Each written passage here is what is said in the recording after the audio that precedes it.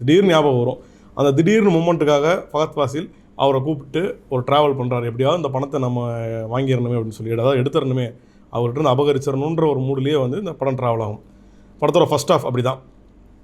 அதாவது ஞாபக மறதி இருக்கிற வடிவேலு, ஒரு திருடனான ஃபஹத் ஃபாசில், இவங்க 2 பேரும் இணைஞ்சு ஒரு பயணத்தை மேற்கொள்கிறாங்க.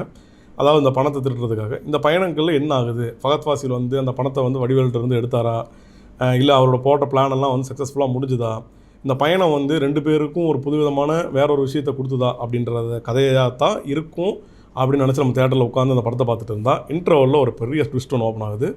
அதுதான் அந்த படத்தோட ஒரு ஹைப். அது என்ன ட்விஸ்ட்ன்றதை படத்தை பார்க்கும்போது உங்களுக்கே தெரியும். ரொம்ப சுவாரஸ்யமான இந்த படத்தை வந்து அடுத்த கடத்துக்கு கொண்டு போகிற அளவுக்கான ஒரு இன்ட்ரோல் பிளாக். இந்த படத்தோட ஒரு ஐகானிக்கான ஷாட்னாலும் அதுதான். அப்படி இன்ட்ரோல் பிளாக் அப்படி முடியும் போது அடுத்தது என்ன, அடுத்த வந்து இந்த கதை எப்படி நோக்கி நகரப்போகுதுன்ற ஒரு ஆர்வம் பெருசாகவே எழுது.